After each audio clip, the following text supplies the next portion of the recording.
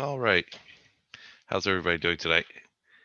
We have Councilor Holmes here. So I'd like to call the Zoning and Land Use Committee to order at 6:49.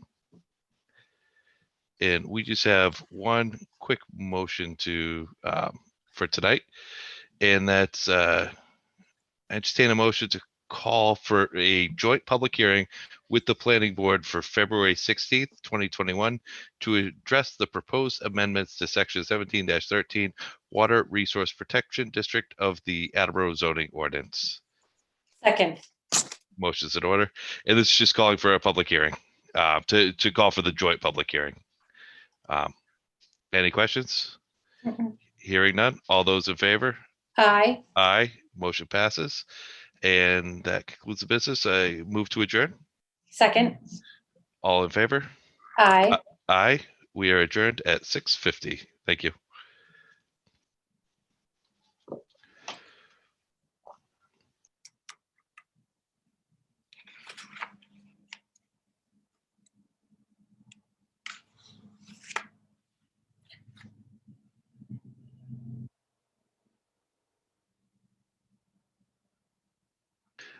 Sarah, I think you're on mute. Okay, thank you. I'd like to call the City Property and Claims Committee to order at 6:51. And I have one motion this evening from the docket of February 2nd, 2021. I entertain a motion to transfer $4,820.73 from account 112410000-578300 Citywide Reserve Fund for transfer to account 112410000-558330 Citywide Copiers to replace a 2007 copier on the second floor. Second. Thank you, Diana. I think it's pretty self-explanatory. Any questions or concerns? All those in favor? Aye. Aye. That motion passes, and that is all the business that City Property and Claims Committee has this evening. I'd like to call for an adjournment at 6:51. Second. Thank you. We are adjourned at 6:51.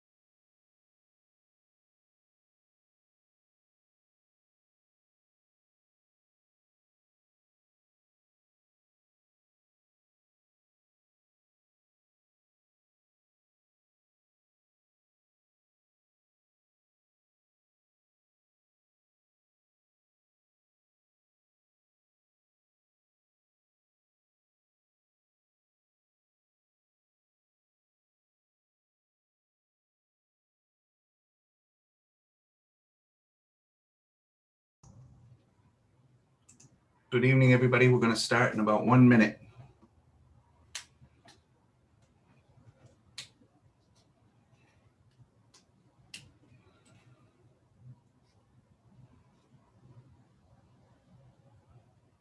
Okay. At this time, I'd like to call this meeting of the Municipal Council to order at 7 p.m. Mr. Withers, would you kindly read the notice? No, I take that back. Would you kindly do a roll call attendance, please? Mr. Blair. Ms. DeSimone. Here. Mr. Conti. Present. Mr. Waterman. Here. Vice President Jackson. Here. Mr. Delissio. Here. Mr. Cobus. Here. Ms. Dolan. Here. Ms. Reynolds. Here. Ms. Holmes. Here. President Cooper. Here. Everyone is in attendance except Mr. Blair. Thank you. At this time, I'd entertain a motion to approve the minutes of October 6th, 2020 and October 20th, 2020. Second. Thank you. Motion is in order. Any additional comments? Seeing none, a roll call vote will begin with Council Holmes. No, Council DeSimone. Ms. DeSimone. Yes. Mr. Conti. Yes. Mr. Waterman. Yes. Vice President Jackson. Yes. Mr. Delissio. Yes. Mr. Cobus. Yes. Ms. Dolan. Yes. Ms. Reynolds. Yes. Ms. Holmes. Yes. President Cooper. Yes. 10 yeas, 0 nays. Thank you. Motion passes. Now, at this time, Mr. Withers, would you read the notice of the first public hearing this evening? There are 4. We're going to start with the wastewater and then move to the water department. We're going to go in the order on the agenda. Okay, the first public hearing is regarding a loan order. Ordered that $943,000 is appropriated for the replacement of the SCADA servers, historian, backup, and RACO server and client and all necessary SCADA software, as well as upgrading all existing programmable logic controllers to the latest version and any necessary cabling to the wastewater SCADA system located at 27 Pond Street North in Attleboro, Massachusetts, collectively the project. Thank you. Is there anyone? Oh, I see Tom's already there. Perfect. Is there anyone here to speak in favor? And I see Tom, you're up first.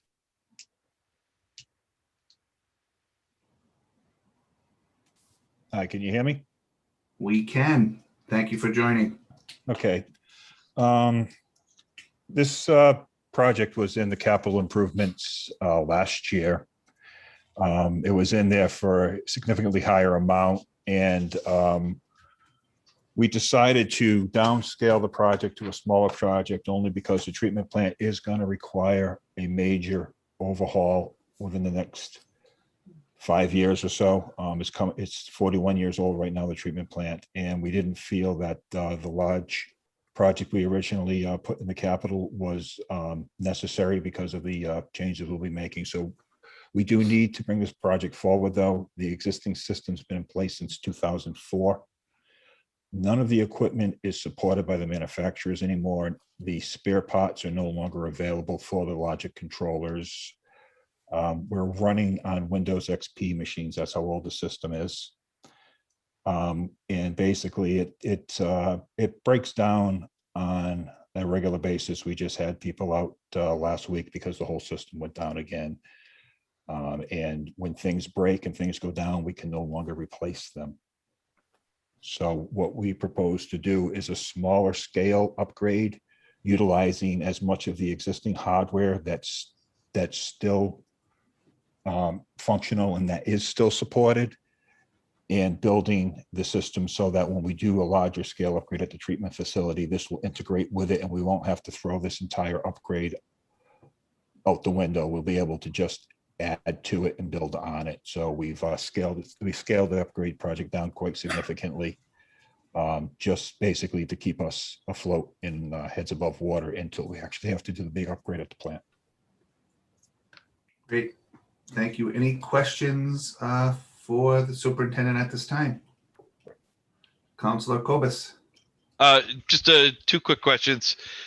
One, do you feel that this is a security risk with the existing software and thus making this upgrade important from a security perspective?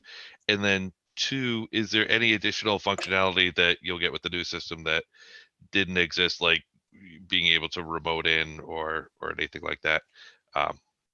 Just two quick questions. It generally sounds great to me. Right now, we are not, it's a risk to the treatment plant. It's a risk to the citizens. If the system goes down, we cannot control the plant and run the plant. Our system's a closed fiber loop. We have our own closed network, our own domain, everything. It does not go out into the internet. We don't allow it to. It's totally secure. The bigger upgrade we had planned did call for VPN servers and whatnot. We were going to allow remote access for certain individuals. We're not doing that at this time. So I'm not worried about cybersecurity whatsoever right now. It's basically, we right now are crippled trying to run the plant. And anytime the system goes down, which is a regular basis, we lose all eyes on the plant. We lose the ability to control pumps quickly. We have to actually travel to that building. We have to station employees in that building, and they can't leave. They have to run the equipment manually in hand around the clock to keep the plant running once the SCADA goes down. Perfect. Thank you. Tom, what's the turnaround time to get this equipment and get it installed and in place? I have no turnaround time right now, but it's all readily available. We're built on Allen Bradley and Rockwell architecture, so it's all readily available from the manufacturers. So it shouldn't be that long. We're going to do the construction phase with the in-house maintenance staff and electricians, just so we don't have to pay that, that cost of construction, which is always the biggest cost of a project. So we can get this project in as cheap as possible. We're actually going to provide all of the construction aspect, which basically is changing out components, cards, controllers, some maybe some fiber wiring, things like that. We're going to do that in-house with staff, and we're basically going to rely on our engineers to be our liaison to source all the equipment from our Allen Bradley Rockwell, because they have a agreement with them. They work with them, and we have to keep that architecture, and to also do all the back end integration, because they're the ones who programmed and designed the system to begin with. So they have to basically be upgrading all of our screens with the newest version of the software. And we also have our pumping stations throughout the city, the small stations. They've been on a dial-up modem system since the early 90s. It actually runs on DOS, and we're still using it. We did want to change that all over to PLC-based and radio control, but it's too costly right now. So what we're going to do with that system is we're actually going to upgrade the server that it runs on to an actual Windows server. There is a Windows-based version of the software. We just never implemented it because it was working for us. But it'll be much easier to work with the system if it is Windows based. It's kind of hard to work in a DOS based system. It's a lot of command line right now. Great, thank you, Councilor Conti. Thank you, Mr. President. Tom, the system is designed by Allen Bradley and Rockwell, but it has an open architecture, doesn't it? Yes, it does. Yeah. So even though Allen Bradley and Rockwell are working on the operating software and making the components, the SCADA system can actually be contributed by any of the major manufacturers, and you'll be able to go out to bid for any repairs. Yes, I mean we do all the repairs in house. We do all the when we had spare parts, when we could get them, we would change all the spare parts in house. The only thing that we actually use our consultant for is for any changes that are needed on the software end. If we have to update a screen, or if we're having a problem, because they actually did the ladder logic on that. They programmed that. They designed the system. So when we do need that type of work, or if we have to integrate a new piece of equipment that we bring online with the existing system, and then we will use the engineers that design the system. So yeah, it is something that we don't outsource. Generally changing PLCs or changing IO cards or anything like that. We do that all in house. And then if there's any programming needed that I can't handle, then we'll go outside and we'll have them come in and do the integration for us. Thank you, Mr. President. Thank you. Any additional questions, Councilor Holmes? Thank you. So I heard you say that this was going to be something in the meantime before you do a huge overhaul. So what is the hope? How long would this carry? We're looking for something. The facility is, like I said, it's 41 years old. Our new permit has been out since 2013. We have not received it yet, but I did file the permit application in 2013. We do know that the effluent quality limits that are going to be imposed on a treatment plant are going to be much more stringent than they already are. The facility is going to be in need of vast improvements to meet these new mandated requirements. And at that time, we're going to be bringing new systems on. So what we're doing here is we're utilizing the existing systems that we know we're going to stay. We're trying to utilize as much equipment that is not obsolete or that can be easily replaced, and we're going to integrate that into the plan for our future upgrade of the facility, so we don't have to get rid of any of this. Some things you have to. Computers, generally the life cycle on these computers is 5 to 7 years tops. We've been running these computers since 2004, so we're well past that. Certain things, it's just because technology changes. The software itself has to be upgraded periodically to the latest version of the software. They patch bugs and whatnot. We're at the point I don't know where we are right now, but we are probably 8 to 10 versions of the software behind right now because our hardware just will not accept the new software. The software kept advancing, but we never changed hardware in all these years.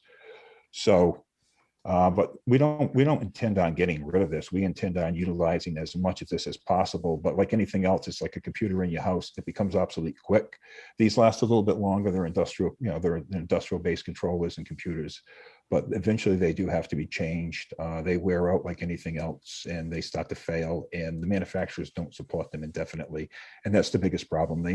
If you can get the manufacturers to support something for a decade, that's doing good, because it's not in their best interest to keep supporting old hardware, and the newer hardware doesn't always work well with older equipment. You have to update the other equipment to go along with it.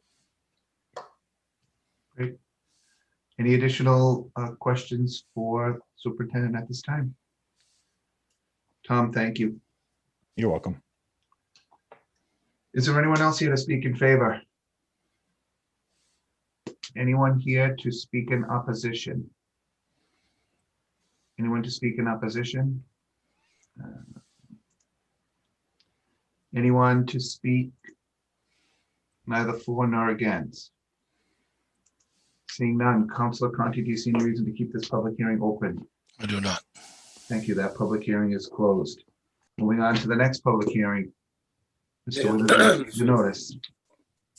This is a public hearing regarding a loan order that $255,000 is appropriated for the baseline flow monitoring for infiltration and inflow to the city of Attleboro sewer system, collectively the project. Thank you.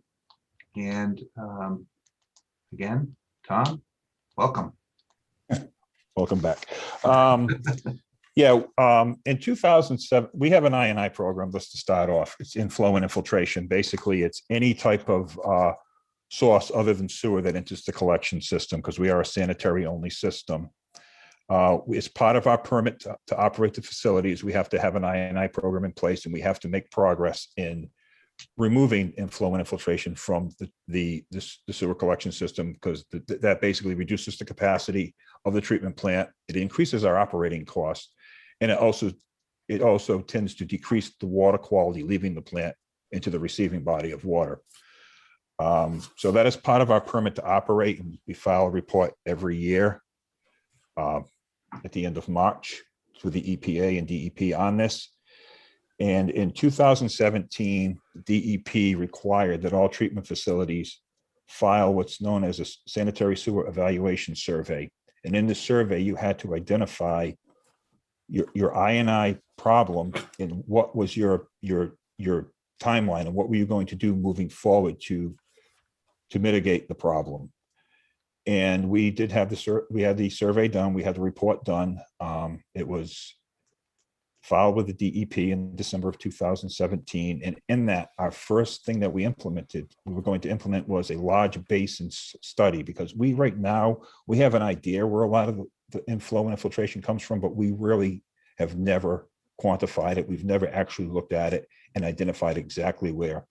So the first phase of this would be to do wet weather versus dry weather flow monitoring in a large area of the city that we feel is the most likely candidate for the I&I. And with this information, we would use it to further investigate what we found to be the areas of the greatest need. And we would go in more depth. And from there, we'd be able to, in the phase 2, we'd be able to pinpoint and target actually where these problems are. And then phase 3 of this project, which would follow, would be the actual construction phase, where we would go and we would remove as many sources of I&I that we've identified as possible in that area. And it's the kind of thing is this is kind of an ongoing thing now. This isn't something that we do these 3 phases and it's over, because then we have to continue in the city. And the goal is to have next to zero I&I if possible. So we'll move to the next area of need and we'll do the same process. And this is something that will just continue until, long after I'm no longer with the city, I'm sure. And that's our goal. And this is the first stage. And we've been telling DEP that we're going to do this study. We're going to do this study since the report was filed in 2017. And every year, because of budgetary constraints and whatnot, it kind of took a back shelf. They're only going to allow us to not do this for so long, and then they're going to crack down on us. And I think we're getting close to the point where if we don't do something, they probably will crack down on us. And every time I've talked to our region director, Dave Burns, he always kind of brings up what's going on with your I&I. So I think we really need to bring this forward.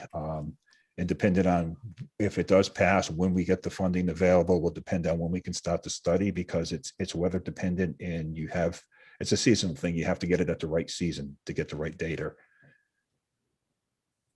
Okay. Any questions for the superintendent at this time? Great, Tom, thank you. You're welcome. Is there anyone else here to speak in favor? Anyone to speak in opposition? Anyone neither for nor against? Council Conti, do you see any reason to keep this public hearing open? I do not. That public hearing is also closed. Mr. Withers, would you kindly read the notice of the third public Yes. hearing this evening?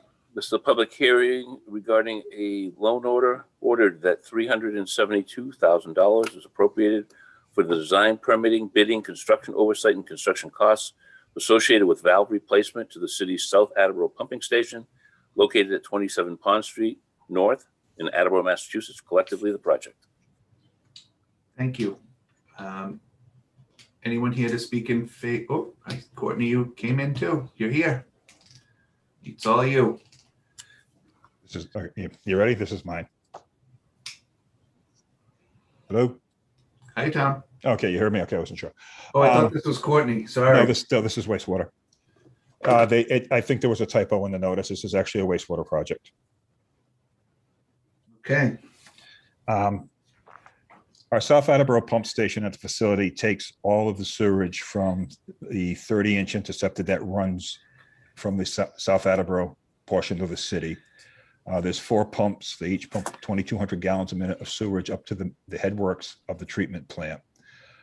Because this is a raw water building, and because this is also the building that all the process drains and all of the recirculated flows in the plant flow through, including the dewatering flow, it gets a lot of buildup in the pumps and in the wet wells that require a lot of maintenance, a lot of descaling. And we have to, on a regular basis, take this facility offline, half the well, isolate it, work on a pump, bring the pump back online while keeping the facility running. The problem is the valves that are there are not the right style valve for the type of wastewater that it sees. They're a resilient seat valve. They do not self-clean, and that's what you need in something that receives this type of grit, this type of lime scale accumulation from the dewatering operation. So it's come to a point where the valves no longer function. We cannot close the valves and get them to seal. So anytime anything has to be done on this station, we literally have to bypass the largest pump station that handles all the flow from South Attleboro with manual diesel powered pumps to the headworks building, which takes hours to set up. So we can go in and make a simple repair. Then we have to reverse the whole procedure. And it's a scary proposition, because I mean, anything goes wrong and that station backs up and starts to overflow. And that station is literally 200 feet off the 7 Mile River. It could be environmental disaster if something went wrong when we were doing this, and it's something that we do on a regular basis.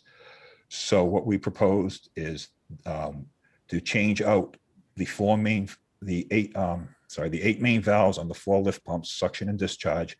And there's also a 9th valve that allows us to hook a bypass pump in that no longer functions because of scale buildup. And we did a similar project a few years ago at our 2nd stage lift pump. Same problem. We put this style valve in and it's worked flawlessly since. And so we do have history of this. We've done it before and it works well. And that's what we propose to do down here, is to remove these valves, replace them with a new style knife gate valve that is actually designed for the lime slurry industry. So it's designed to handle accumulations and cut through them and not block. And basically that's what the project entails. It's just the design and construction of that. Okay. Any questions for the superintendent at this time? Tom, thank you. You're welcome. Is there anyone else here to speak in favor? Anyone to speak in opposition? Anyone neither for nor against? Seeing none, Councilor Conti, do you see any reason to keep that public hearing open? I do not. Thank you. That public hearing is also closed. And last but not least is the 4th and final public hearing for this evening. Yes, and this is regarding a loan ordered that $505,000 is appropriated for the permitting, bidding, sub-consultant, engineering, and testing associated with the Wading River pilot study located at 250 Balcom Street, Mansfield, Massachusetts, collectively the project. Thank you. Is there anyone here to speak in favor? I already saw Kourtney, so you're up. Okay, can you hear me? We can. Okay, good. It took me a minute to unmute myself. So I can give you some background on the plant. The pilot is actually related to 2 things. The Wading River plant, during the summer, it is capable of producing anywhere from 25 to about 30% of our average flow, closer to 25% for our max day flow. So that's the importance of the plant. It's had a lot of work in the past.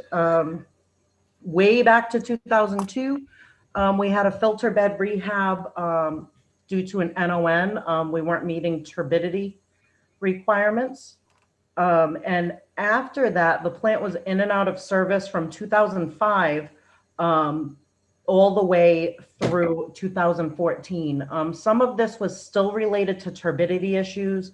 Some of it was related to we weren't able to get enough production out of the plant. We've had pump issues, dam issues, all sorts of things up there. So between 2015 and 2019, we rehabbed both filter beds back to design specs from when the plant was originally rehabbed in the 90s. And we also did a full dam and dike replacement up there, and we finished it a couple of years ago. That was in 2019. Since all the work was completed in 2019, production from the plant has nearly doubled. Before we were getting about 750,000 gallons a day. Now we're getting about 1.4. It could be higher. Actually, where our current permit that's about to be renewed, we could just get just over 2 million gallons a day out of there. The reason we're not, and this has been around for a while, is the THMs. Again, we've had a THM issue ever since the plant went back online. And that is basically because of more production from that plant. We didn't see it before because we weren't getting any water out of there or adequate water out of there. So our THM levels in the system have anywhere from gone up from about 10% higher to over 100% higher. So we've had issues with compliance. Back in 2018, fourth quarter, we were out of compliance. We've changed operations at both facilities out in the distribution system, including taking tanks out of service, bleaching chemical tanks, running the ozone system at West Street when we find it's effective. But the biggest thing we've actually been doing is keeping the flow at Wading River as low as possible to be able to keep us in compliance and keep safe water going to the customers. Obviously, if we had cleaner water, we would be getting over 500,000 gallons a day more. So in 2018, we had the THM issue. At that point, we worked with Tater and Howard to look at the source of THMs. We've worked with them on manganese issues at both plants. And when pulling data, we actually found that a major source of THMs in the system is from that plant. So that's the first part of the pilot. And I know I communicated to council probably back in 2019, maybe 2020, that there would be a request for a pilot, for funding for a pilot study for a dissolved air flotation system to handle the THM issues at Wading River. At that point, the request, if anyone remembers it, was about $315,000 for this pilot. Since then, we have run into a PFAS issue, and I can give you a background on PFAS. PFAS, it's not naturally occurring. It's related to production and actual materials and nonstick coatings, tape, plastic, fire foam, flame retardants, glues, polishes, paints, all that sorts of stuff. When these things are produced and when they're actually used by the public, they find a way into the watershed. They don't go away. We can't treat them. Well, we can treat them, but the treatment is actually to get rid of them and send them somewhere else. EPA has been working on regulating this for quite a few years.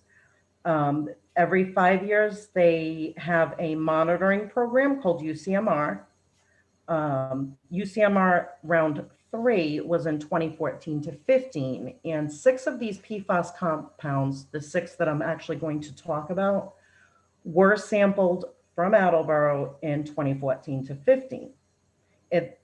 During that sampling program, we actually did not detect PFAS. The reporting limit at that point was 210 parts per trillion. Since then, detection limits have gotten a lot better.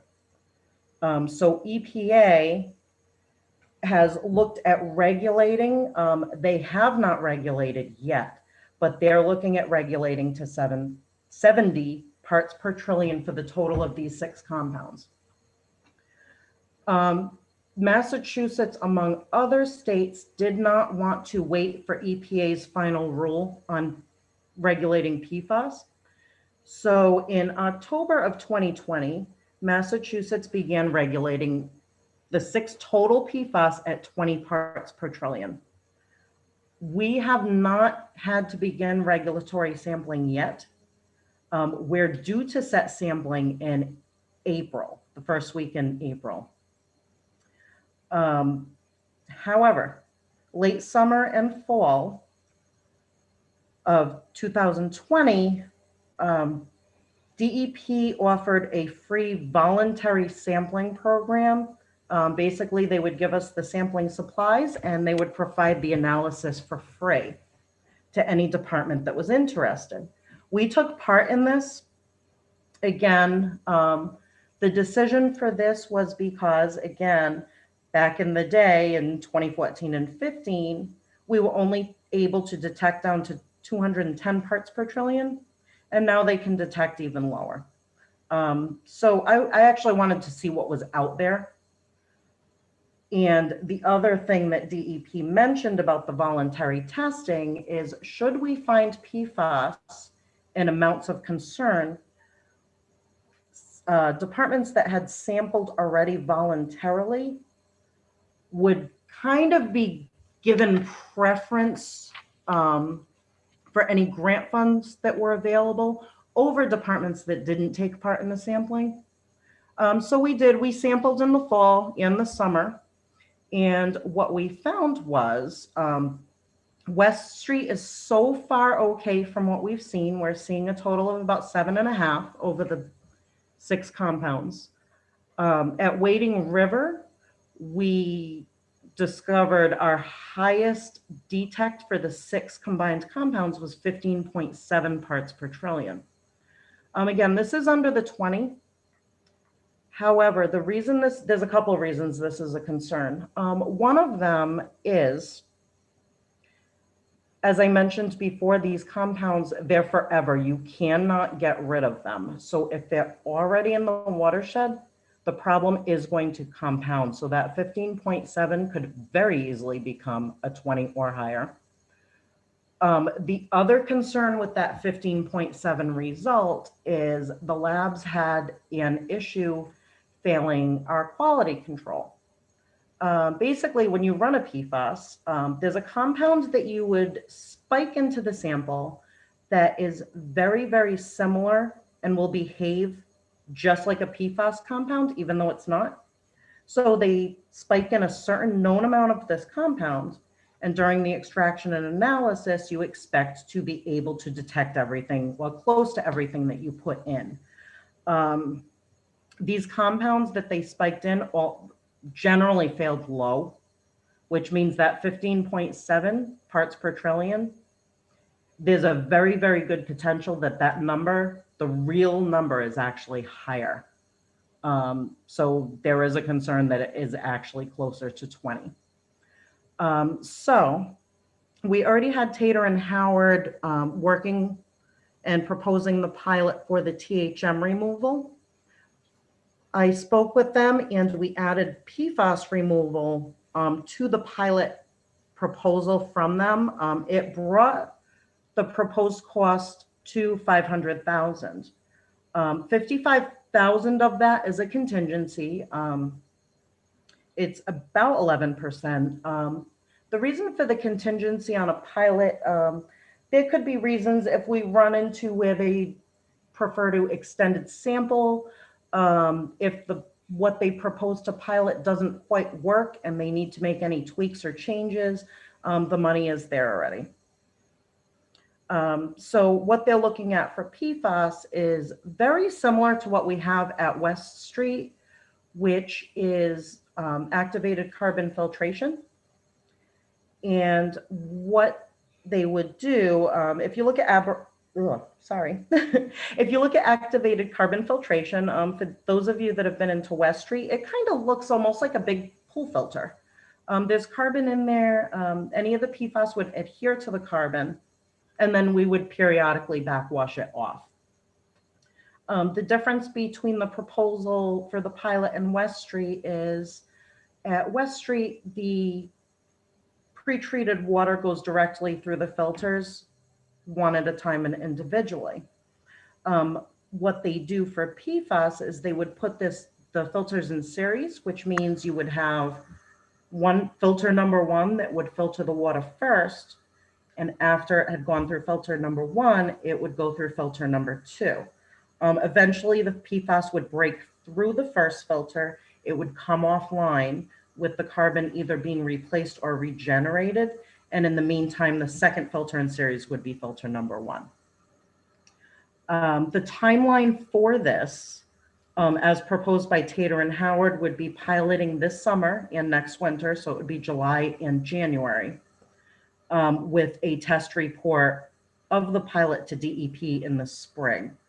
Again, as I mentioned in my memo, the pilot doesn't finish everything. Once the pilot method is proved, there would be design, permitting, bidding, and construction to follow.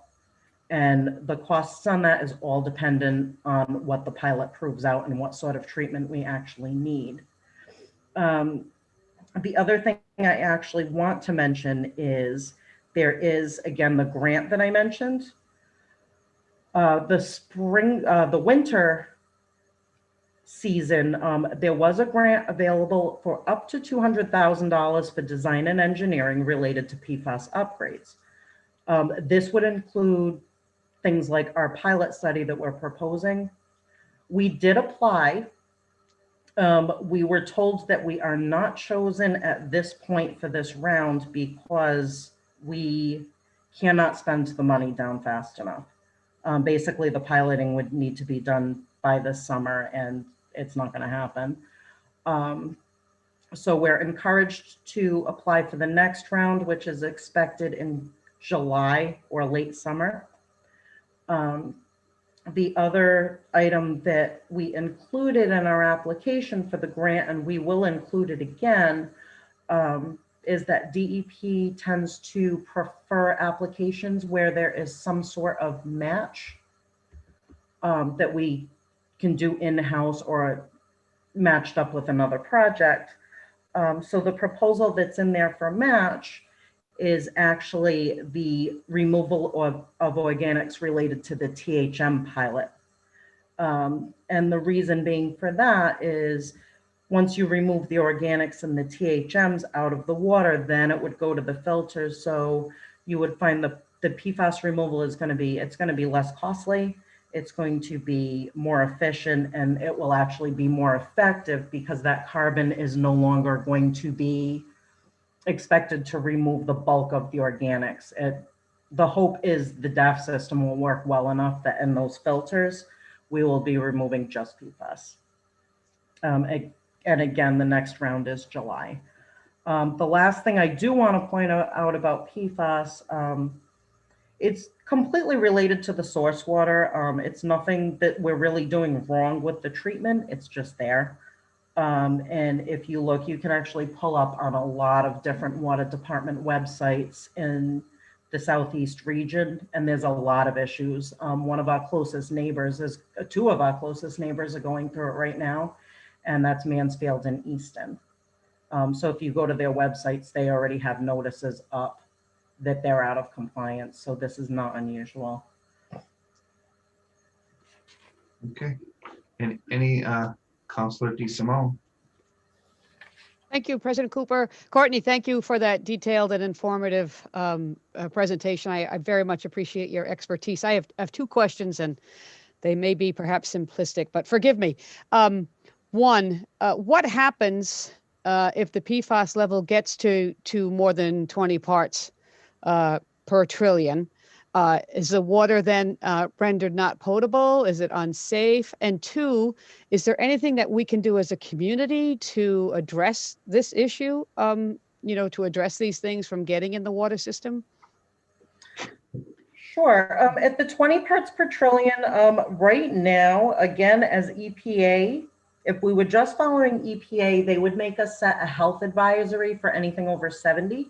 A health advisory is basically you put out a notice that the water could possibly be harmful for certain populations, and it's typically pregnant women, nursing moms, formula-fed babies, anybody with cancer, autoimmune, things like that. Again, we're lower than that in Massachusetts. So if we end up over the 20, DEP can actually force these upgrades. The other thing that could happen is if it gets bad enough and we do not perform the upgrades, we could be forced to shut down the plant.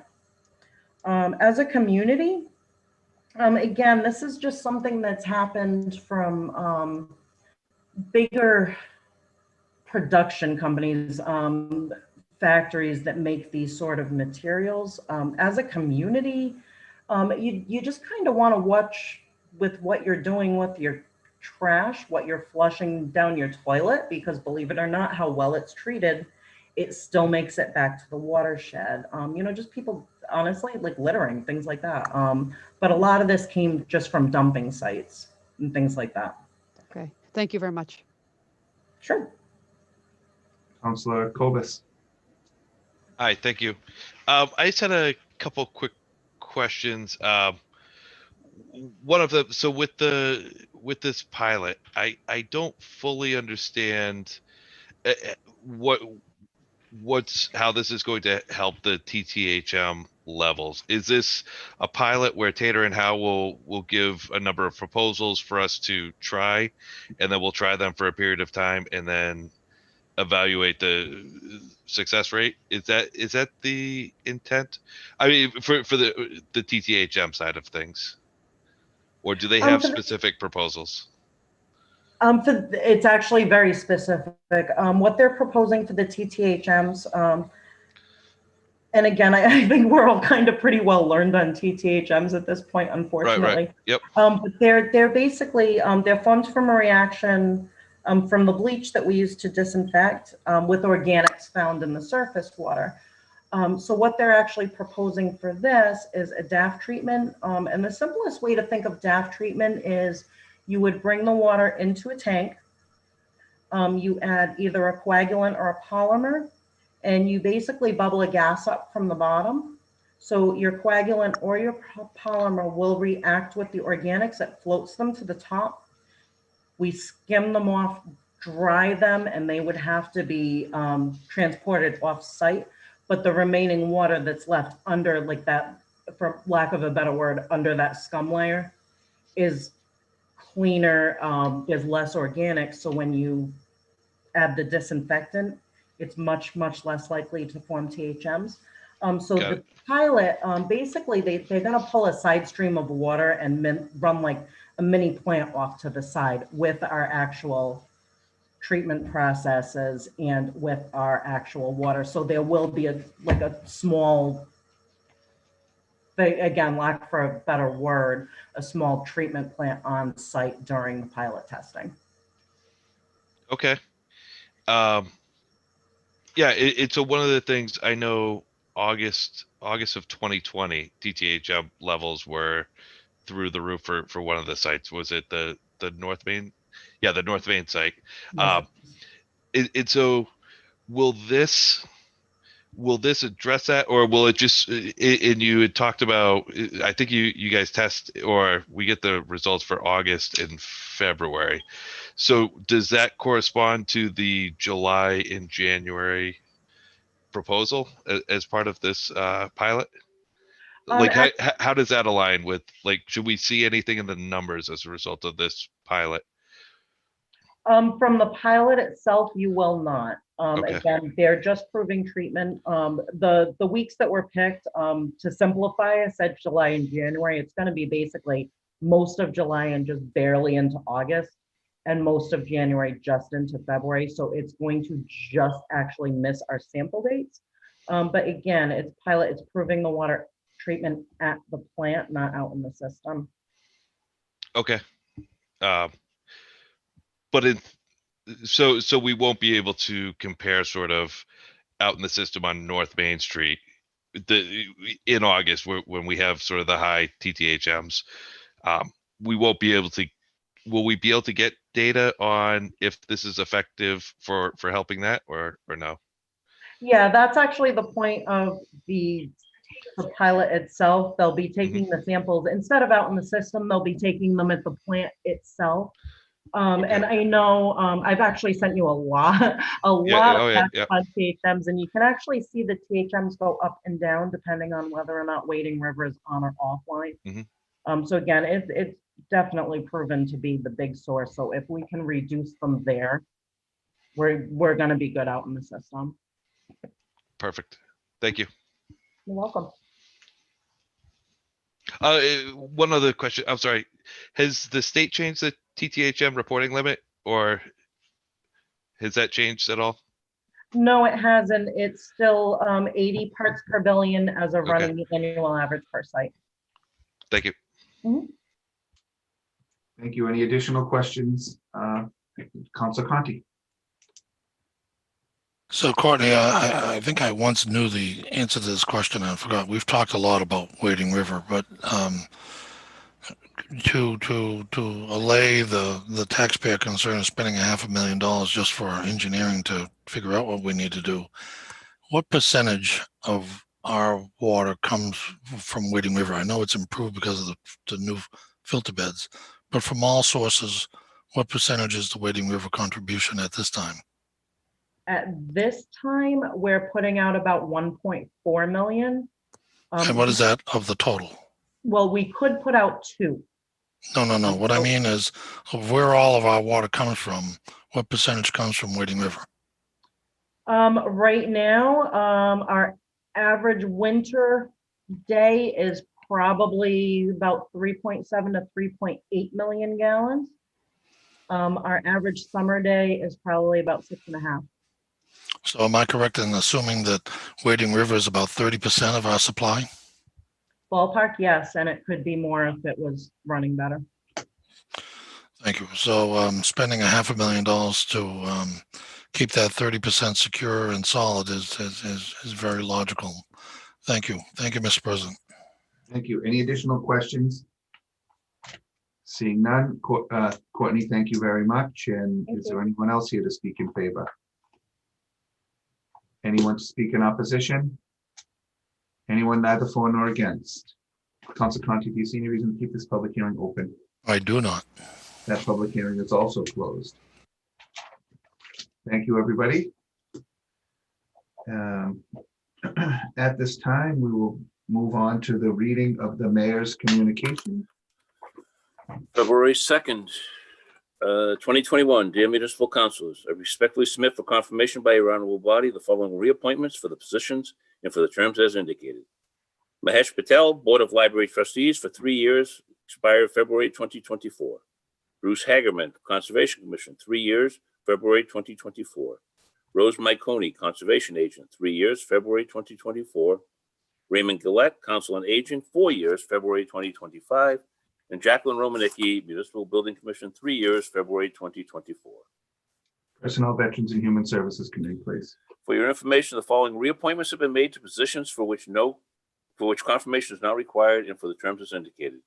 Jeffrey Kiefer, Dog Officer, 1 year, February 2022, and Carolyn Eaton, Dog Officer, 1 year, February 2022. For your information, I regret to inform your honorable body that we have received the resignation of Vicki Cassidy Nason from the Council on Aging Board of Directors. Please join me in thanking Ms. Nason for her service to the city. I respectfully submit a communication from Superintendent of Wastewater Thomas Hayes regarding the need to replenish funds used for an emergency repair to the filter press after an internal transfer was made from the Lights and Power account. Therefore, I hereby request your honorable body transfer $24,925.95 from account Wastewater Enterprise Fund, Reserve Fund for transfer to account Wastewater Enterprise Fund, Lights and Power. Upon approval, the available balance in Reserve Fund for transfer to include any pending requests will be $25,074.08. Public Works Committee, please.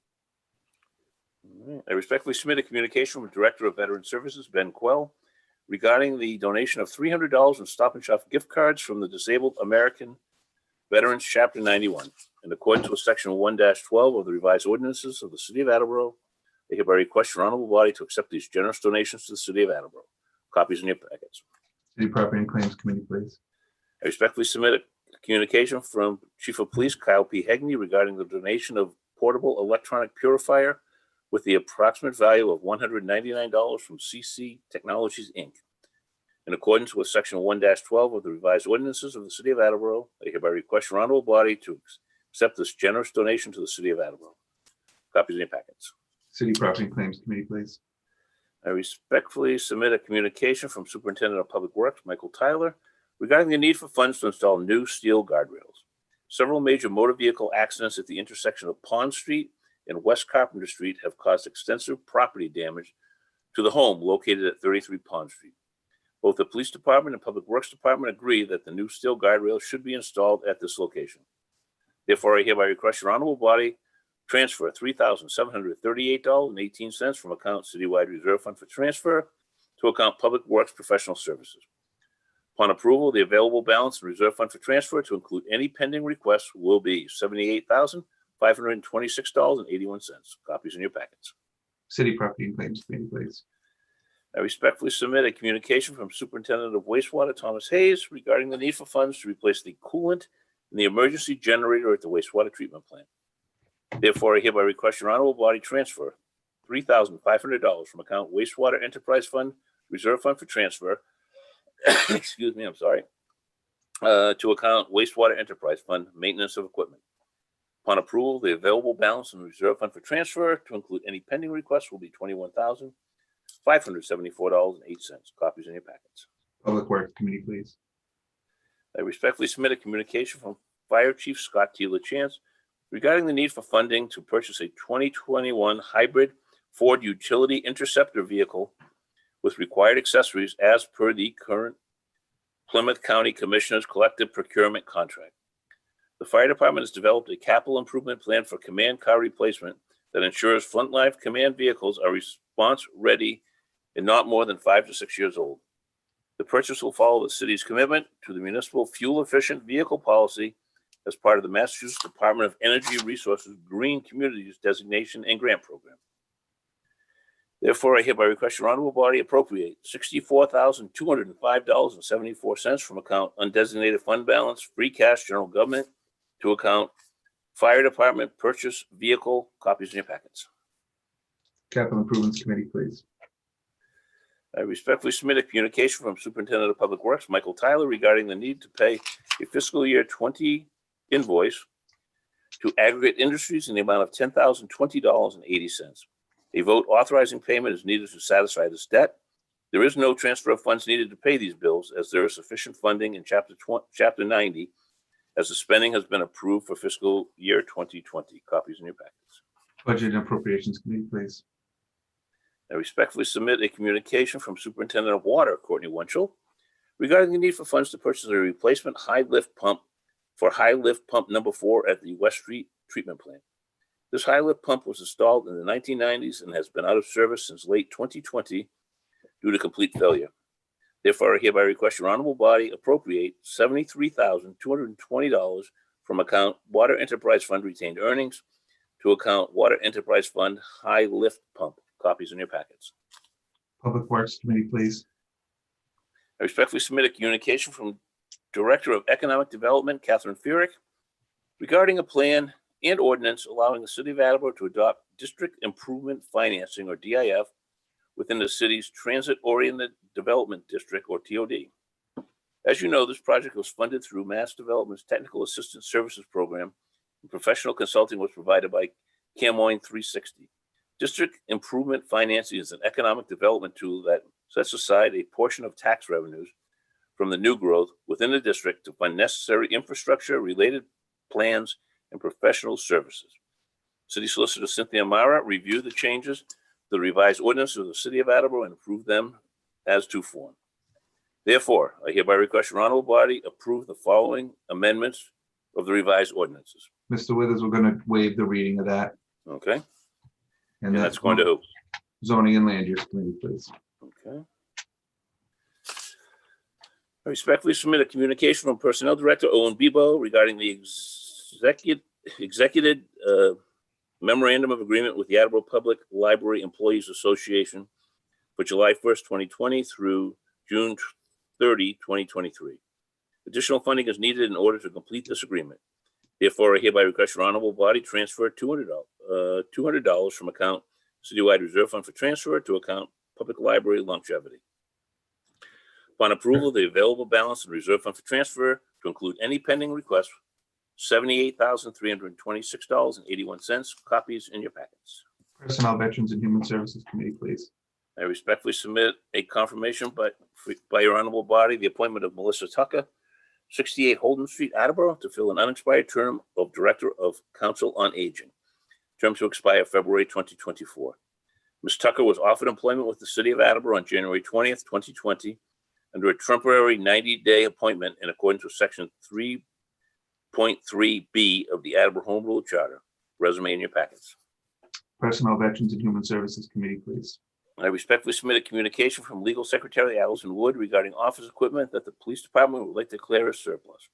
Therefore, I hereby request your honorable body to declare the following as surplus and available for disposition. Copies in your packets. There are 6 tan metal table workstations in very poor condition and 1 brown wooden desk with 6 drawers in very poor condition. City Property and Claims Committee, please. I respectfully submit to your honorable body the city's capital improvements program for fiscal year 2022 through 2026. We look forward to working with the municipal council in the coming weeks to review the data as submitted. Furthermore, I hereby request your honorable body to hold a public hearing at the appropriate time. Copies in your packets.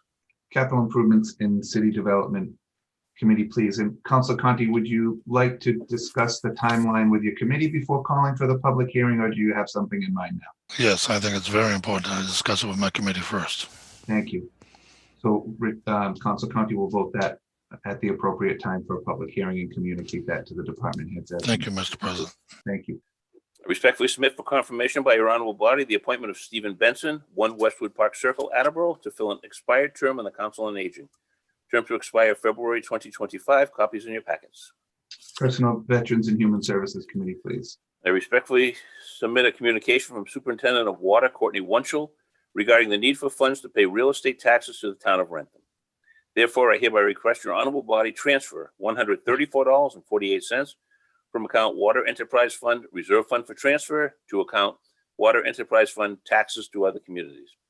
Upon approval, the available balance in the Reserve Fund for transfer, to include any pending requests, will be $42,674.67. Copies in your packets. Budget and Appropriations Committee, please. And sincerely, Paul Haru. Thank you. Moving right Thank you. along to the clerk's communication. Okay, we have several here today, Mr. President. The first one is an application to waive section 11-15.1 to serve alcoholic beverages or wine on city property from Adam Semple. License Committee, please. We received a renewal application of a Class 2 license for R&D Auto Sales of 116 Dickens Street with 5 customer parking spaces and 8 display spaces. License Committee, please. We received an application from National Grid for a new pole and anchor to service a new residential customer at 35 Lathrop Drive. Public Works Committee, please. And Council Jackson, would you like to have a public hearing on that matter on March 2nd? March 2nd sounds great for that public hearing. President Cooper, thank you. Thank you. A roll call vote is required, and we'll begin with Council Holmes. Ms. Holmes, Yes.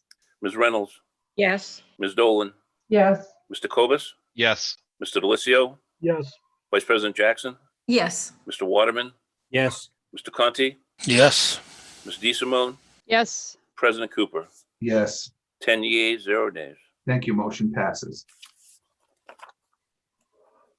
We received an application for an automatic amusement device license application at Papagino's, 103 Pleasant Street. License Committee, please. We received a notice of violation from the building department regarding blocked visibility at the Richardson Avenue intersection. Traffic and Transportation Committee, please. We received a certificate of vote from the planning board in favor of the proposed zoning change for 754 Newport Avenue. Zoning and Land Use Committee, please. And we received 4 certificates of vote from the planning board, each voting in favor of the following loan orders, stating they are consistent with the city's comprehensive plan.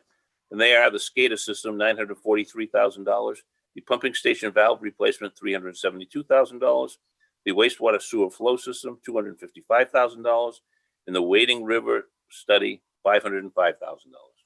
Capital Improvements Committee, please. And that is all. Thank you. At this time, I'd entertain a motion to go into Committee of the Whole. Second. Thank you. Roll call vote will begin with Councilor DeSimone. Ms. DeSimone, Yes. Mr. Conti, Yes.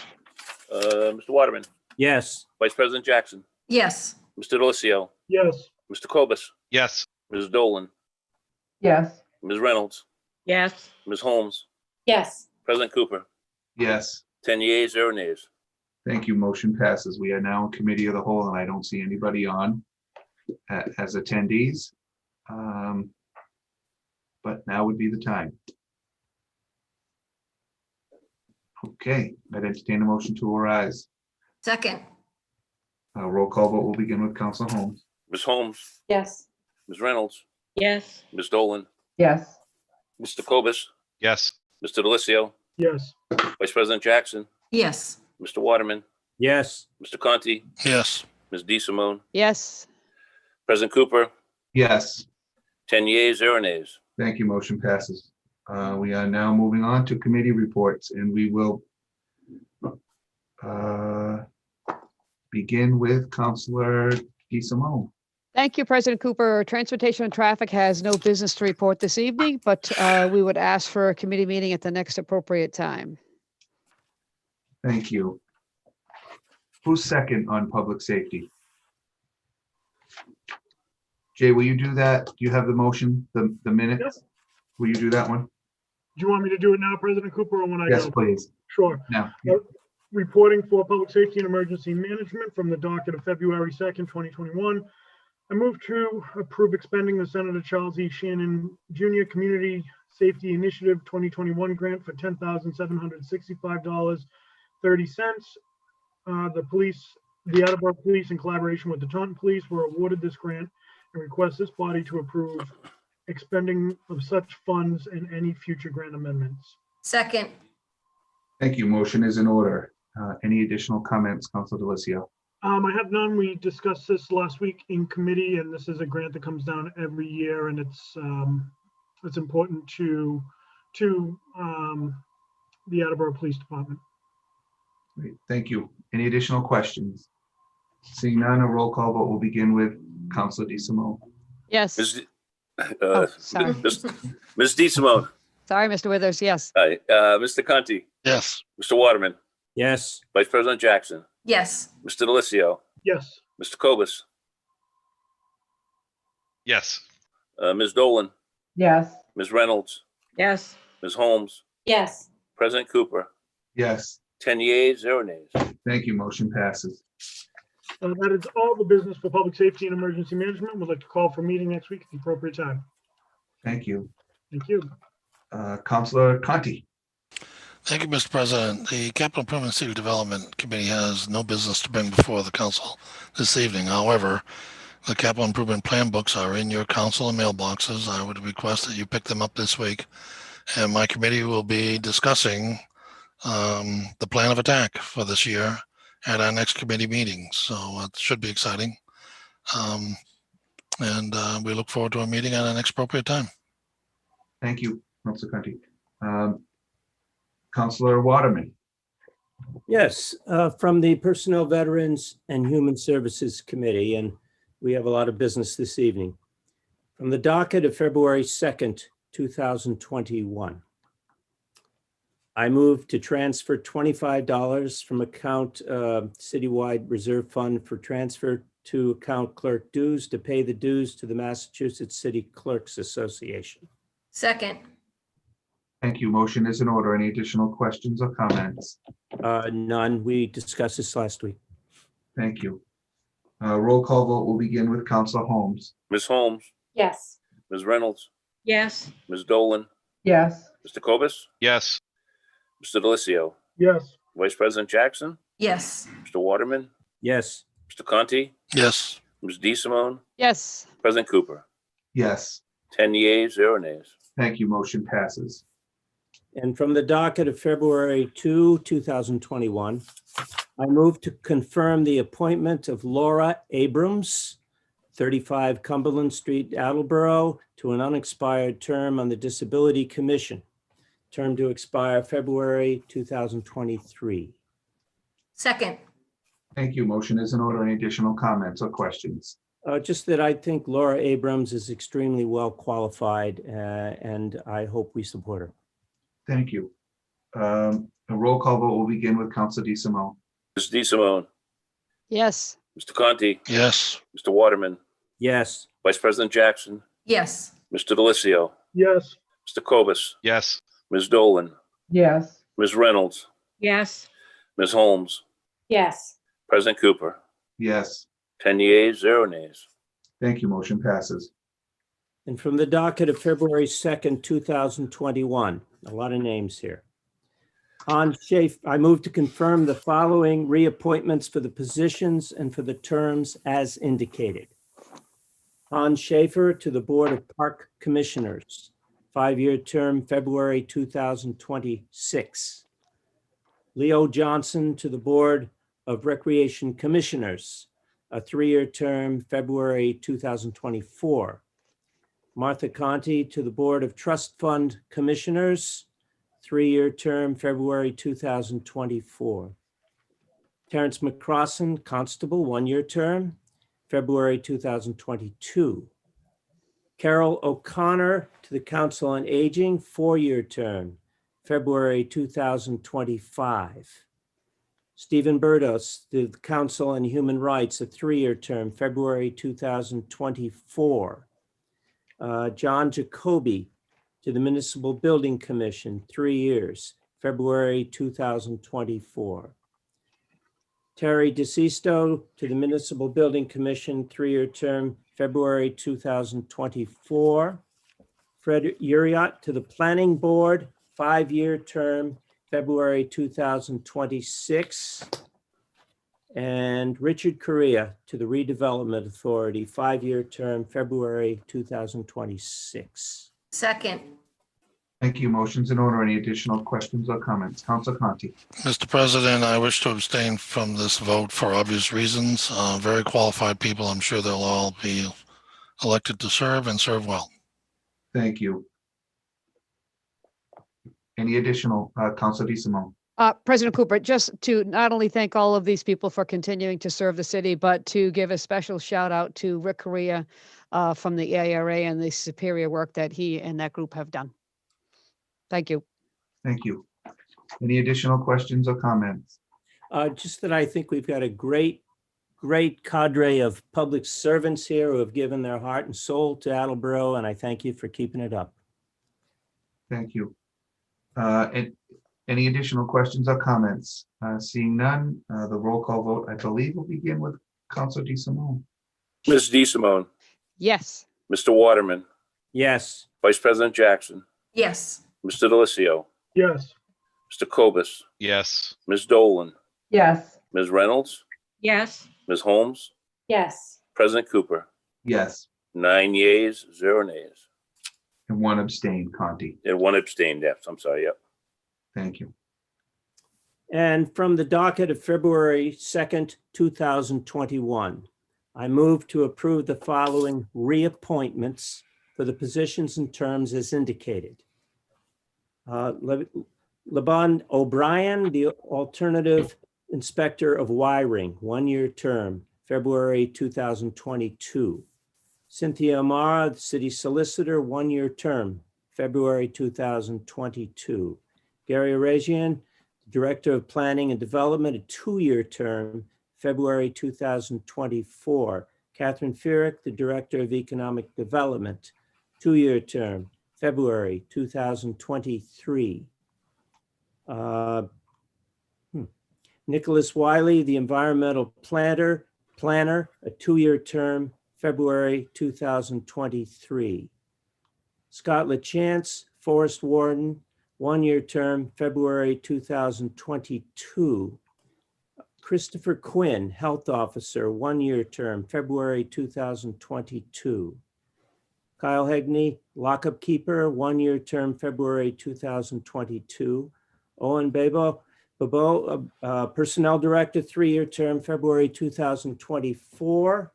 Thomas Hayes, the Superintendent of Wastewater, 3-year term, February 2024. Louis Stevens, the Zoo Director, 3-year term, February 2024. And I just noticed a mistake on Gary Arazian. I believe that term should say February 2023. Is Okay, there any- we'll take that as a friendly amendment. I thank you. And that concludes the group that I'm presenting. Do we have a second? Yes, second. I second. Yep. Thank you. Motion is in order. Any additional comments? Council DeSimone. Thank you, President Cooper. I just want to acknowledge the wonderful work of all of these civil servants.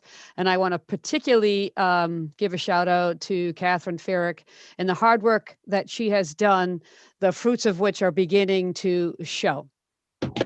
Thank you. Councilor Conti. Mr. President, I wish to say ditto, and that concludes my comments. Thank you. Any additional comments? Council Cobus.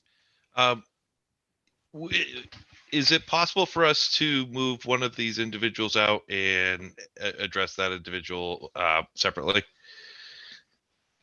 I see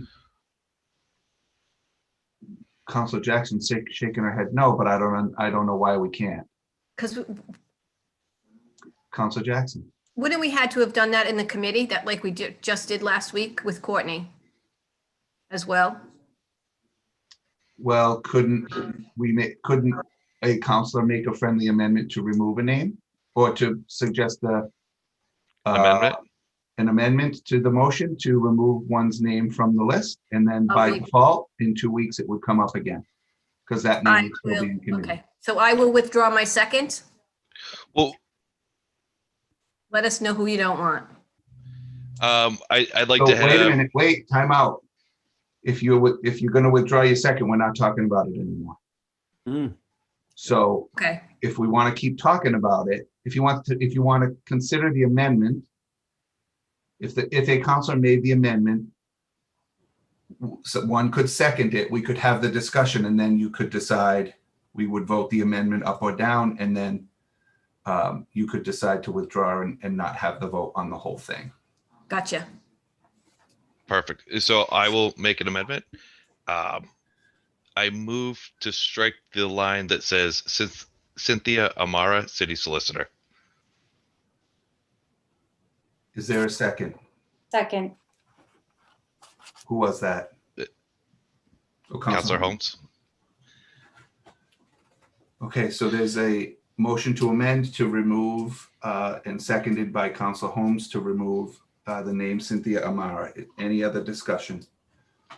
And Council Cobus. so I made the motion. I don't want to get into a huge discussion on why, but I think this would be best for the city. Any additional questions or comments about the motion as amended to remove Cynthia Amara, City Solicitor, from the list? Seeing none, a roll call vote will be required on the motion as amended. And we'll begin, I believe, with Council Holmes. I believe so, yeah. Point of order, roll call vote on the amendment first, The correct? amendment first, right? Did I say motion as amended? I think I Correct, did. yeah. Apologize for that. It's for the amendment to remove the name. All right, Ms. Holmes, Yes. Ms. Reynolds, Yes. Ms. Dolan, Yes. Mr. Cobus, Yes. Mr. Delicio, yes, Vice President Jackson, Yes, Mr. Waterman, No. Mr. Conti, Yes. and Ms. DeSimone, No, and President Cooper. No, We have 7 yeas and 3 nays. thank you. Now we are to the motion as amended. Any additional questions or comments? Seeing none, a roll call vote will begin with Councilor DeSimone. Ms. DeSimone, yes, Mr. Conti, Yes. Mr. Waterman, Yes. Vice President Jackson, yes, Mr. Delicio, yes, Mr. Cobus, Yes. Ms. Dolan, Yes. Ms. Reynolds, Yes. Ms. Holmes, Yes. President Cooper. Yes, 10 yeas, 0 nays. thank you. Motion passes.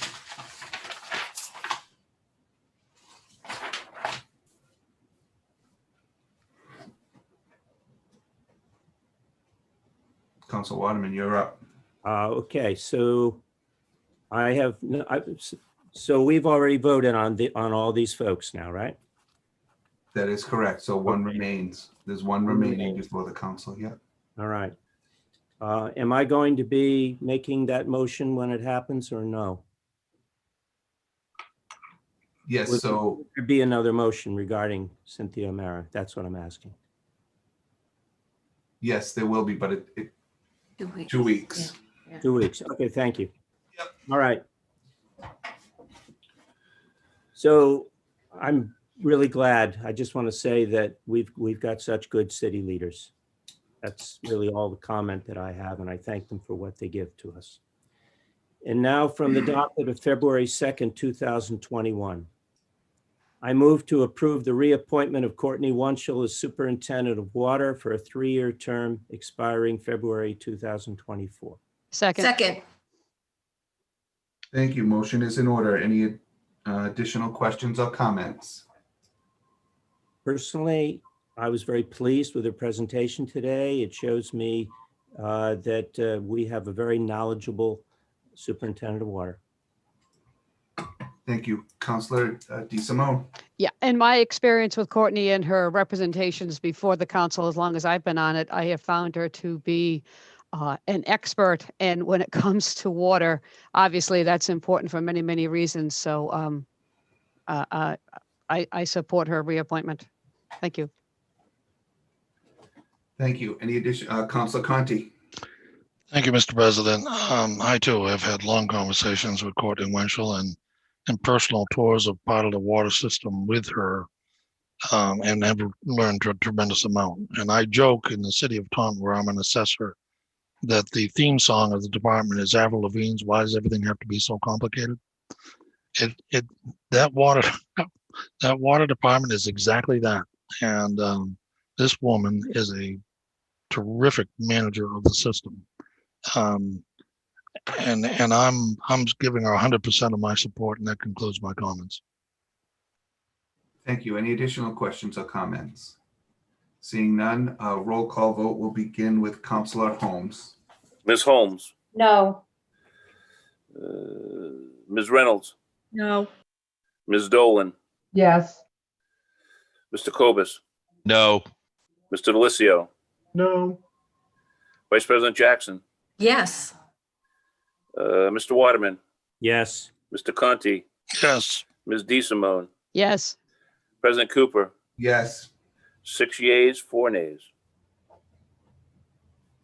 motion passes. Okay. And from the docket of February 2nd, 2021, I move to approve the appointment of Thomas Moran, 78 Lincoln Avenue in Attleboro, to fill an unexpired term on the planning board, term to expire February 2025. Second. Thank you. Motion's in order. The only thing I would say is Tom is extremely motivated, and I believe he will be a great addition to the planning board. Thank you. Any additional comments or questions? Seeing none, a roll call vote will begin with Councilor Holmes. Ms. Holmes, Yes. Ms. Reynolds, Yes. Ms. Dolan. Yeah. Mr. Cobus, Yes. Mr. Delicio, yes, Vice President Jackson, Yes. Mr. Waterman, Yes. Mr. Conti, Yes. Ms. DeSimone, Yes. President Cooper, Yes, 10 yeas, 0 nays. Finally, from the docket of February 2nd, 2021, I move to approve the reappointment of Brian Germain as the Inspector of Gas Piping and Gas Appliances, as well as the Inspector of Plumbing for a term of 3 years, term to expire February 2024. Second. thank you. Motion is in order. Any additional comments? No, I believe our inspector has given high praise for him, and I believe that. Great. Any additional questions or comments? Seeing none, roll call vote will begin with Councilor DeSimone. Ms. DeSimone, Yes. Mr. Conti, Yes. Mr. Waterman, Yes. Vice President Jackson, Yes. Mr. Delicio, yes, Mr. Cobus, Yes. Ms. Dolan, Yes. Ms. Reynolds, Yes. Ms. Holmes, Yes. President Cooper, Yes, 10 yeas, 0 nays. That thank you. completes the business of the Personnel, Veterans, and Human Services Committee this evening. Call for a meeting at the next appropriate time. Great, thank you. Councilor Vice President Jackson, actually, you're up next. Thank you, President Cooper, reporting for Public Works Committee from the docket of February 2nd, 2021. I move to transfer $9,000 from the citywide reserve fund for transfer account to the professional services account to replenish account from a repair of a traffic light. Second. Thank you. Motion is in order. Any additional comments? Thank you. This is the traffic light that was repaired at Elizabeth and North Main Street, right by CVS. Great, thank you. Seeing no further questions, a roll call vote will begin with Councilor Holmes. Ms. Holmes, Yes. Ms. Reynolds, Yes. Ms. Dolan. Yes. Mr. Cobus, Yes. Mr. Delicio, yes, Vice President Jackson, Yes. Mr. Waterman, Yes. Mr. Conti, Yes. Ms. DeSimone, Yes. President Cooper, Yes, 10 yeas, 0 nays. thank you. Motion passes. Thank you. From the docket of February 2nd, 2021, I move to transfer $12,600 from the citywide reserve fund for transfer account to the Public Works Professional Services account for mandated inspections to be done at Farmers Pond Dam, Simmons Pond Dam, and Mechanics Dam. Second. Thank you. Motion is in order. Any additional comments? I do not. Thank you. Thank you. A roll call vote will begin with Counselor DeSimone. Mrs. DeSimone, Yes. Mr. Conti, yes, Mr. Waterman, Yes. Vice President Jackson, Yes. Mr. Delicio, yes, Mr. Cobus, Yes. Ms. Dolan, Yes. Ms. Reynolds, Yes. Ms. Holmes, Yes. President Cooper. Yes. 10 yeas, 0 nays. Thank you. Motion passes.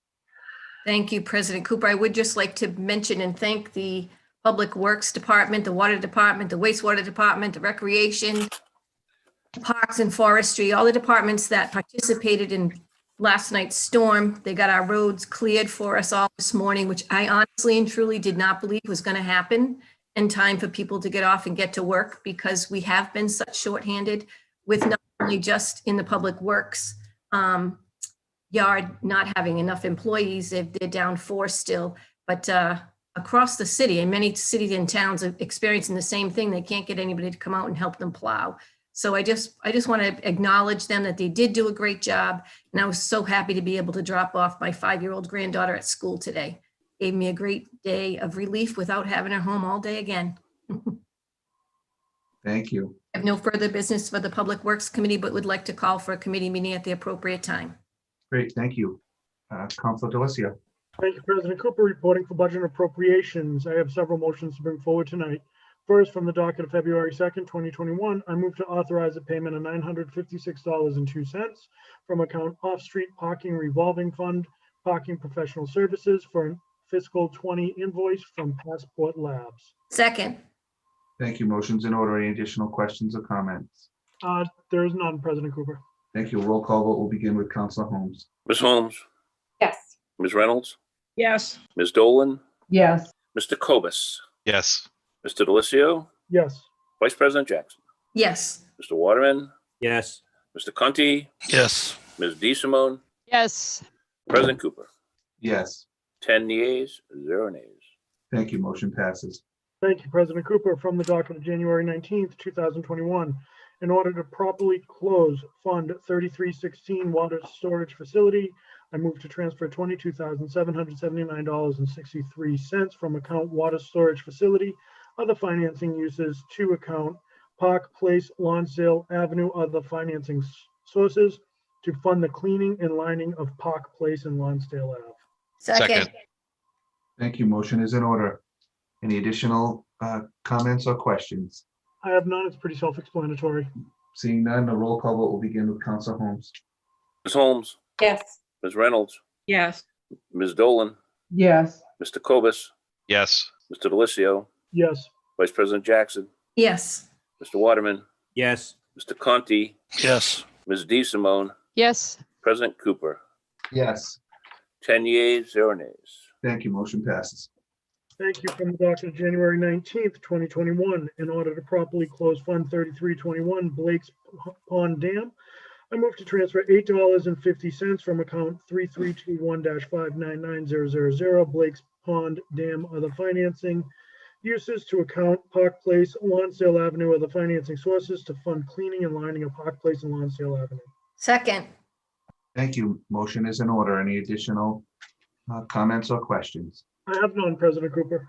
Thank you. A roll call vote will begin with Counselor DeSimone. Mrs. DeSimone, Yes. Mr. Conti, yes, Mr. Waterman, Yes. Vice President Jackson, Yes. Mr. Delicio, Yes, Mr. Cobus, Yes. Ms. Dolan, Yes. Ms. Reynolds, Yes. Ms. Holmes, Yes. President Cooper.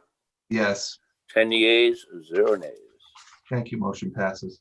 thank you. From the docket of January 19th, 2021, in order to properly close Fund 3326 Route 95 Water Main, I move to transfer $2,707.31 from account Route 95 Water Main, other financing uses to account Park Place, Lonsdale Avenue, other financing sources to fund the cleaning and lining of Park Place and Lonsdale Avenue. Second. Thank you. Motion's in order. Any additional comments or questions? I have none, President Cooper. Thank you. The roll call vote will begin with Counselor Holmes. Ms. Holmes, Yes. Ms. Reynolds, Yes. Ms. Dolan, Yes. Mr. Cobus, Yes. Mr. Delicio, Yes, Vice President Jackson, Yes. Mr. Waterman, Yes. Mr. Conti, yes, Ms. DeSimone, Yes. President Cooper. Yes. 10 yeas, 0 nays. Thank you. Motion passes. Thank you, President Cooper. From the docket of January 19th, 2021, in order to properly close Fund 3331 Vehicle Equipment, I move to transfer $290.56 from account Vehicle Equipment, other financing uses, to account Park Place, Lonsdale Ave, other financing sources, to fund the cleaning and lining of Park Place and Lonsdale Avenue. Second. Thank you. Motion is in order. Any additional comments or questions? I have none, President Cooper. Thank you. A roll call vote will begin with Counselor DeSimone. DeSimone. Mr. DeSimone. Yes. Mr. Conti. yes, Mr. Waterman. Yes. Vice President Jackson. Yes. Mr. Delicio. Yes. Mr. Cobus. Yes. Ms. Dolan. Yes. Ms. Reynolds. yes, Ms. Holmes. Yes. President Cooper. Yes. 10 yeas, 0 nays. Thank you. Motion passes. Thank you, President Cooper. And finally, from the docket of January 19th, 2021, in order to properly close Fund 3328 HVAC Phase 2, I move to transfer $197,928.05 from account HVAC Phase 2 of the financing uses as follows: $180,214 to account Park Place, Lonsdale Avenue of the financing sources, to fund the cleaning and lining of Park Place and Lonsdale Avenue, and $17,714.05 to account Roy Ave, other financing sources, to fund the Roy Avenue project. Second. Thank you. Motion is in order. Any additional questions or comments? I have none, President Cooper. Thank you. Seeing none, the roll call will begin with Counselor Holmes. Ms. Holmes. Yes. Ms. Reynolds. yes, Ms. Dolan. Yes. Mr. Cobus. Yes. Mr. Delicio. Yes. Vice President Jackson. Yes. Mr. Waterman. Yes. Mr. Conti. yes, Ms. DeSimone. Yes. President Cooper. Yes. 10 yeas, 0 nays. Thank you. Motion passes. Thank you, President Cooper. That is all the business we have for budget appropriations tonight. We will be meeting tomorrow at 6 to follow up from last week's committee meeting on the fleet management program. And from there, I'll still call for a meeting next week at the next appropriate time. Great. Thank you. Just in the event. Thanks. Counselor Cobus. Excellent. Reporting for the Zoning and Land Use Committee. I have two pieces of business tonight. The first one from the docket of June 16th, 2020, I move to call a joint public hearing with the Planning Board on February 16th, 2021 to address the proposed amendments to Section 17-13 Water Resource Protection District of the Attleboro zoning ordinances. Second. Thank you. Motion is in order. Any additional comments? Just calling for a public hearing. Great. Any additional questions or comments? Seeing none, a roll call vote will begin with Counselor DeSimone. Mr. DeSimone. Yes. Mr. Conti. yes, Mr. Waterman. Yes. Vice President Jackson. Yes. Mr. Delicio. Yes. Mr. Cobus. Yes. Ms. Dolan. Yes. Ms. Reynolds. yes, Ms. Holmes. Yes. President Cooper. Yes. 10 yeas, 0 nays. Thank you. Motion passes. And the next item, before I start reading this, President Cooper, permission to waive reading of the full resolution. Yes. We read it into committee last. Okay. Okay. Thank you. From the docket of February 2nd, 2021, I move to adopt the City of Attleboro's Hazard Mitigation Plan 2020 update pursuant to FEMA's findings and the Massachusetts Emergency Management Agency's competitive PDMC 17-10 ATT grant contract requirements, and requests the following resolution be adopted by the council. Second. Thank you. Motion is in order. Any additional comments or questions? We talked about this last week in committee. There's only minor changes to the overall hazard mitigation plan as compared to what was initially sent up that we approved in November, and I encourage everyone to support this. Great. Any additional comments? Seeing none, a roll call vote will begin with Counselor Holmes. Ms. Holmes. Yes. Ms. Reynolds. yes, Ms. Dolan. Yes. Mr. Cobus. Yes. Mr. Delicio. Yes. Vice President Jackson. Yes. Mr. Waterman. Yes. Mr. Conti. yes, Ms. DeSimone. Yes. President Cooper. Yes. 10 yeas, 0 nays. Thank you. Motion passes. That concludes the business for the Zoning and Land Use Committee, and call for a committee meeting at the next appropriate time. Great. Thank you. Counselor Dolan. Thank you. I have one motion this evening from the docket of January 19th, 2021. I move to approve the Class 2 license application for 64 Pleasant Street Trusted Auto, Inc. with 5 customer parking spaces and 18 display spaces. Second. Thank you. Motion's in order. Any additional comments? Council Dolan. I don't have any comments. We remember the public hearing and I discussed it in committee, so. I just want to add one little tidbit. I've known Kenny for a long time. And we sort of come in and out. I decided to stop over there just to check it out. And he wasn't there. I didn't get a chance to catch him, but the place is as neat as a pin. The inside is neat. Everything's organized. You know, it's not a new place. It's not a big place by any means, but it's a nice place. So I'm hoping that others that run this type of business in the city take a few lessons in a drive-by and see what it should look like. He doesn't have any cars there yet because he's not licensed, but I did have a nice conversation with the gentleman that was there. And so I'm happy for them and I wish them well in this new endeavor. And that concludes my comments. Thank you. Any additional comments? Seeing none, a roll call vote will begin with Councilor DeSimone. Ms. DeSimone, Yes. Mr. Conti, Yes. Mr. Waterman, Yes. Vice President Jackson, Yes. Mr. Delissio, yes, Mr. Cobus, Yes. Ms. Dolan, Yes. Ms. Reynolds, Yes. Ms. Holmes, Yes. President Cooper, Yes, 10 yeas, 0 nays. thank you. Motion passes. That's all the business I have for licenses committee, and I'd like to call for a public hearing at the next, a committee meeting at the next appropriate time. Thank you. Thank you. Councilor Reynolds. Reporting for the City Property and Claims Committee, I have 4 motions for this evening. From the docket of February 2nd, 2021, I move to transfer $22,000 from citywide reserve fund for transfer to citywide Richardson School expenses to pay recurring bills incurred at 95 Pine Street. Second. Thank you. Motion is in order. Any additional comments or questions? I have none. Thank you. Any, a roll call vote, I believe is that we'll start with Councilor Holmes. I believe so, yes. Ms. Holmes, Yes. Ms. Reynolds, Yes. Ms. Dolan, Yes. Mr. Cobus, Yes. Mr. Delissio, yes, Vice President Jackson, Yes. Mr. Waterman, Yes. Mr. Conti, Yes. Ms. DeSimone, Yes. President Cooper, Yes, 10 yeas, 0 nays. thank you. Motion passes. On the docket of February 2nd, 2021, I move to accept the donation of $125 in Stop and Shop gift cards from the Holiday Spirit Committee for the Veterans Services Office. Second. Thank you. Motion's in order. Any additional questions or comments? I have none. Thank you. Roll call vote will begin with Councilor DeSimone.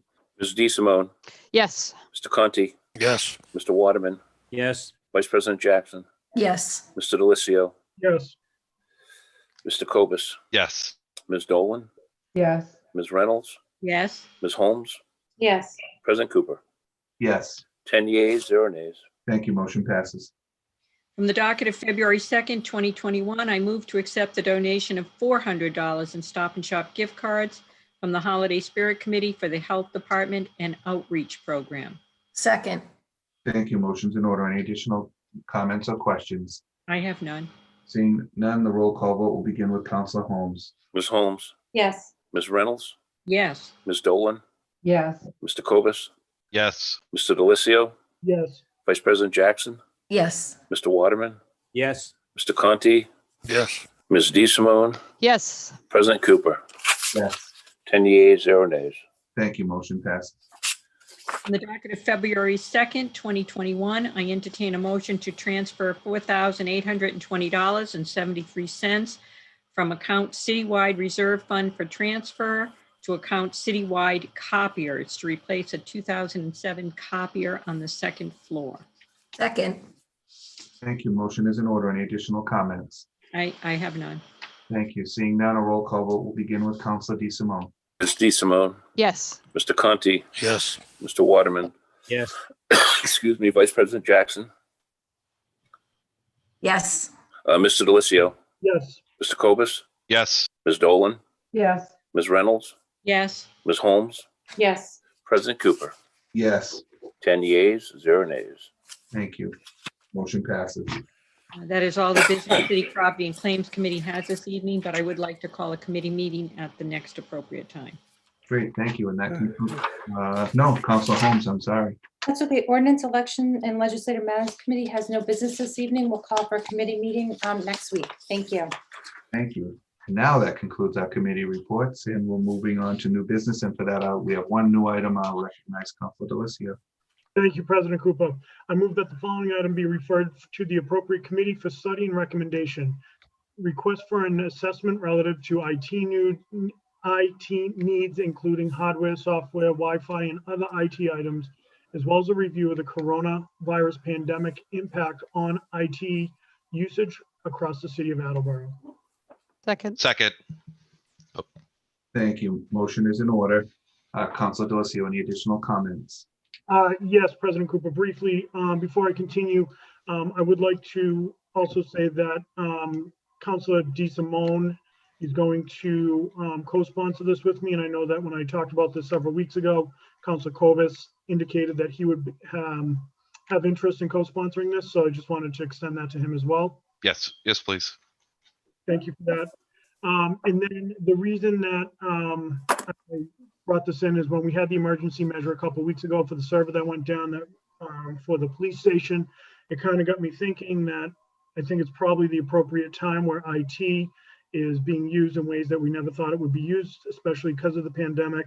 I want to make sure that Bill Lennox has all the tools that he needs to be able to move the city forward from an IT standpoint. And then when you look at some of the areas where we don't have Wi-Fi, such as City Hall, I think the time is probably right to do some semblance of a study to make sure that we do have all of the IT that we need in order to be able to successfully conduct business the way that we need to in these days. Great, thank you. Any additional comments? Counselor Kovas. And since I've been on the council, I've always talked about sort of the difference between the corporate world and where we are from a technology standpoint with the city government, and it couldn't be more night and day. So I think this is long overdue, and that was incredibly apparent with the request for the new hard drives and whatnot for the police backup servers. So yeah, I think this is long overdue. Thank you. Any additional questions or comments? Seeing none, a roll call vote is required, and we'll begin with Counselor Holmes. Ms. Holmes, Yes. Ms. Reynolds, Yes. Ms. Dolan, Yes. Mr. Kovas, Yes. Mr. Delicio, Yes. Vice President Jackson, Yes. Mr. Waterman, Yes. Mr. Conti, Yes. Ms. DeSimone, Yes. President Cooper. Yes, 10 yeas, 0 nays. thank you. Motion passes, and that is going to be referred to the Capital Improvements and City Development Committee. Okay. Thank you, Mr. President. You're welcome. It's perfect timing with the capital improvements plan. It all lines up. I've been talking about this for 6 months with the mayor. Great. Hey, V. There is no old business. At this time, I would entertain a motion to adjourn. Second. Thank you. Motion is in order, and the roll call will begin with Counselor DeSimone. Ms. DeSimone, Yes. Mr. Conti, Yes. Mr. Waterman, Yes. Ms. Vice President Jackson, Yes. Mr. Delicio, Yes. Mr. Kovas, Yes. Ms. Dolan, Yes. Ms. Reynolds, Yes. Ms. Holmes, Yes. President Cooper. Yes, 10 yeas, 0 nays. thank you. Motion passes. We are adjourned at 8:39. Good night, everyone. Night. Thanks.